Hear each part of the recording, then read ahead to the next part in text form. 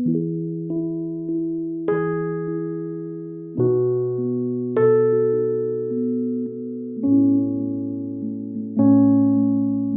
sommes chacun un cadeau pour les autres. Ce projet de Dieu magnifique, exprimé de manière avec des mots différents, des images différentes dans les 2 premiers chapitres de la Bible, du livre de la Genèse, il apparaît dans le 3e chapitre que dès les origines, il y a quelque chose qui vient comme l'abîmer. Dieu nous a donné la liberté. Dieu nous a donné la liberté, pourquoi ? Pour que l'amour soit possible. L'amour, c'est la gratuité du don de soi. Si ce n'est pas dans la liberté, c'est plus l'amour, et ça perd toute sa beauté, ça perd sa gratuité, ça perd cet engagement personnel, ça perd ce choix, et on n'est plus dans une logique de don. Donc Dieu a permis nous a offert la liberté, et en nous offrant la liberté, Dieu prenait le risque, en nous donnant le cadeau de la vie, en nous donnant le cadeau de sa présence, voilà, et d'une vie avec lui, Dieu prenait le risque, qu'on choisisse, qu'on refuse, qu'on choisisse de s'éloigner. Et à travers cette image bien connue du premier péché, il nous dit quelque chose d'essentiel sur ce qui s'est passé aux origines de notre humanité et qui permet de comprendre à la fois pourquoi est-ce qu'on a cet immense désir d'amour et pourquoi est-ce qu'on a tant de mal à le vivre aujourd'hui. Prenons ce récit. Le serpent était le plus rusé des animaux des champs. Que le Seigneur avait fait, donc à travers la question c'est l'image du démon, du mauvais, du mal. Il dit à la femme, alors Dieu vous a dit, vous ne mangerez d'aucun arbre. On commence à semer un peu de doute. Et la femme répondit au serpent, nous mangeons les fruits des arbres du jardin, mais pour le fruit de l'arbre qui est au milieu du jardin, Dieu a dit, vous n'en mangerez pas, vous n'y toucherez pas, sinon vous mourrez. Le serpent dit à la femme, il vient mettre le doute sur Dieu. Et tout le péché, c'est le doute sur l'autre.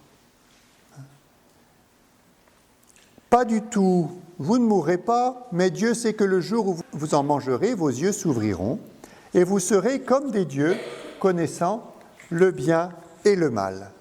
Voilà. Et donc Dieu devient un menteur qui protège un pouvoir. Donc on n'est plus dans une logique de don, Dieu vous domine, vous allez prendre de cet arbre de la connaissance, vous allez décider par vous-même de ce qui est bien et de ce qui est mal, et comme ça, c'est vous qui allez le dominer. On passe d'une logique du don de soi à une logique de domination. Alors ça ne va pas aller très bon, ça ne va pas aller très loin. La femme s'aperçut que le fruit de l'arbre devait être savoureux, voilà, ça s'appelle la tentation, qu'il était agréable à regarder, avec le démon qui lui a dit que ça allait être formidable, qu'il était désirable. Cet arbre, puisqu'il donnait l'intelligence, pense-t-elle, il prit de son fruit et en mangea. Elle en donna aussi à son mari et en mangea. Et donc, fondamentalement, ce péché, Dieu nous a donné et nous montre la loi de l'amour, la loi du don, et on commence à semer le doute sur Dieu. Et on va voir que ce doute sur Dieu, ça va créer, par ricochet, le doute sur l'homme, le doute sur l'autre. Et donc voilà, cette image de l'arbre du bien et du mal, c'est découvrir, je ne décide pas par moi-même ce qui est bien et ce qui est mal. Dieu nous laisse la liberté de faire le bien ou le mal, mais si on fait le bien, c'est le chemin de la vie. Si on fait le mal, c'est quelque chose qui nous abîme et qui abîme les autres. On peut le faire, mais voilà. Par contre, ça a des conséquences. Alors leurs yeux s'ouvrirent, ils se rendirent compte qu'ils étaient nus, et il n'y a plus ce regard de pureté, alors il faut se cacher, parce que l'autre va chercher à posséder à travers, entre autres, le regard, à jouir de l'autre. Ils entendirent la voix du Seigneur qui se promenait dans le jardin à la brise du jour. L'homme et sa femme allèrent se cacher au regard du Seigneur Dieu. Ça, c'est le péché. On se cache. Parmi les arbres du jardin. Dieu appela l'homme et lui dit, « Où es-tu ? Où es-tu donc ?» Dieu qui nous cherche. Alors ça, c'est tout le salut.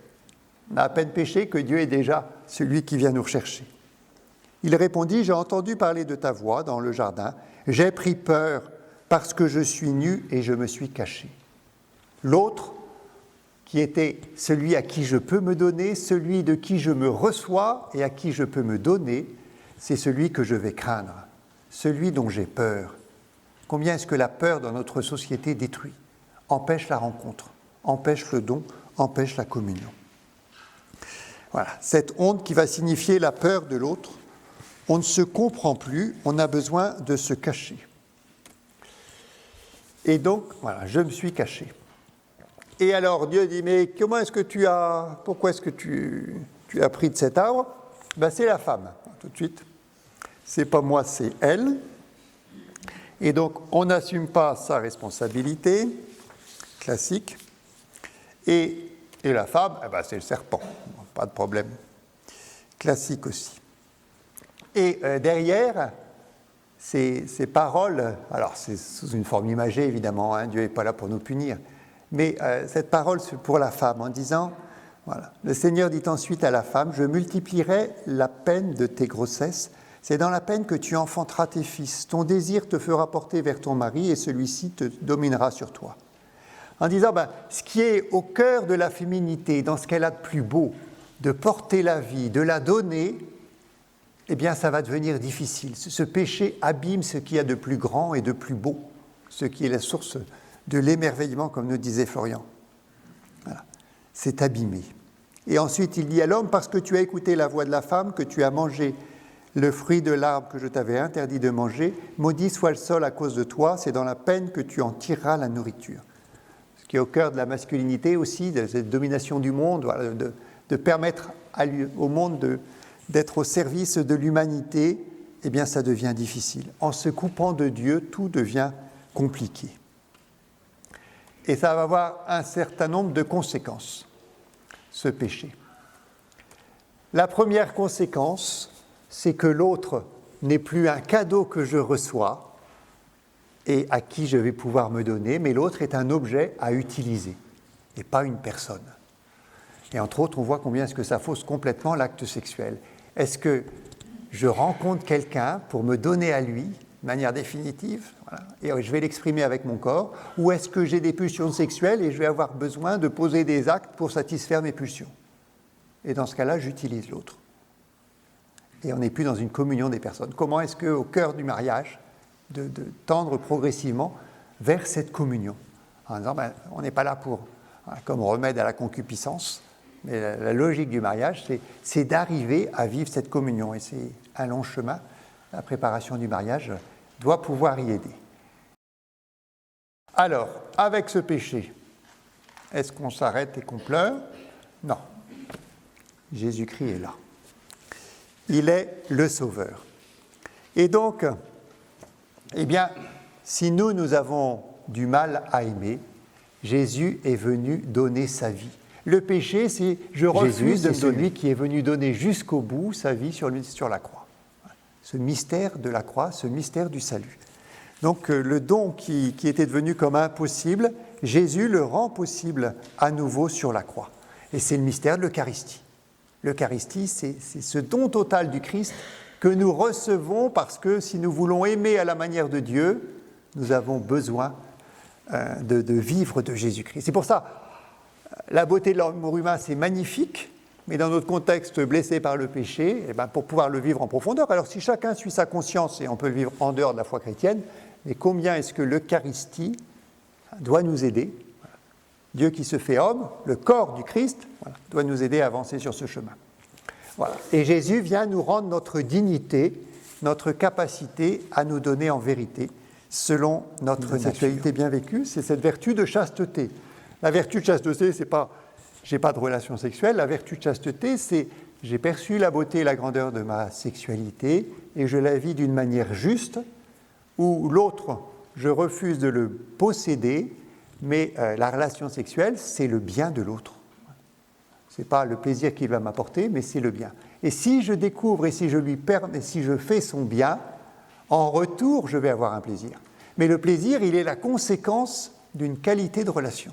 Sinon, il restera toujours extrêmement décevant. Et donc, et le sacrement du mariage, voilà, qui va être l'expression de l'amour de Dieu, et en même temps, qui va donner la grâce pour vivre ce mystère du don de soi. Et comment est-ce que dans une vie conjugale, quand on accompagne des couples des fiancés, puis ensuite des couples, on voit que c'est un travail qui se fait sur des années. Pour avancer sur ce chemin de salut, la première chose, c'est d'accueillir la révélation de la vérité sur l'amour humain. Voilà, c'est ce qu'on essaie de faire un peu ce soir, c'est tout ce travail que l'Église doit continuer. Quand on dit l'Église elle a un problème avec la sexualité, non. L'Église elle a une vision de la sexualité qui est magnifique, ce n'est pas un problème, c'est un trésor et c'est un cadeau. Et il faut qu'on puisse l'exprimer de manière toujours plus juste et aider chacun à découvrir que cela correspond à ce qui est inscrit au plus profond de son corps, et c'est heureux, et il y a un chemin pour le vivre. Par-delà les difficultés, par-delà les pulsions qui ne sont pas ajustées, par-delà les tentations, les désirs, par-delà les chutes, mais déjà d'avoir une vision juste de la sexualité. Qu'est-ce qui est beau et qu'est-ce qui est grand? Cette capacité à s'émerveiller de l'autre. Voilà. D'où l'importance de travailler, et là l'Église elle a un message à partager. Et qui n'est certainement pas assez connu. Et donc, ce chemin de salut, c'est d'accueillir l'autre comme un cadeau de Dieu, s'émerveiller et se respecter. Voilà. Est-ce qu'il est prêt, même y compris au cœur de la vie conjugale? Est-ce que l'autre est prêt? Avec tout ce que ça suppose de patience et de respect. Demander aussi la grâce pour vivre en vérité avec soi-même. Cette capacité à dire, mais qu'est-ce qui est blessé dans mon cœur? On est tous blessés. Voilà, par notre histoire, par ce péché des origines qui nous a conduits nous-mêmes à pécher. Et donc voilà, pour chacun d'entre nous, il y a une blessure de la sexualité qui va être sauvée en Jésus-Christ. Et donc, n'y renonçons pas. La tentation, c'est t'es mauvais, t'es pécheur, t'es sale, t'es foutu, et il n'y a pas de... Et c'est le désespoir. Le message de l'Église, c'est toujours un message d'espérance. C'est toujours que l'amour a le dernier mot. On est dans deux logiques. Voilà. La logique de la vie et la logique du salut. Le péché n'a pas détruit en nous le désir d'aimer. Et combien est-ce que aussi un tas de dévoiements de l'amour aujourd'hui sont liés à ce désir d'aimer qui reste dans notre cœur. Et puis le péché, avec le salut, peut être dépassé. Mais c'est un long chemin d'intégration qui demande une attitude d'humilité. C'est-à-dire, l'humilité, c'est l'humus de s'accueillir tel qu'on est, de s'accueillir aussi avec ses propres blessures, ses propres fragilités, d'accueillir l'autre avec ses fragilités et ses blessures, et ensemble de faire ce chemin de conversion, et d'être capable de se dire, d'être capable de parler. On voit combien est-ce que dans la préparation au mariage, d'aider les couples à parler, pas seulement des choses secondaires, pas mettre la télévision pour qu'elles parlent à leur place, mais de parler de ces questions importantes, de ces blessures, de ce qu'on a du mal à vivre, voilà, de ce que ressent l'autre.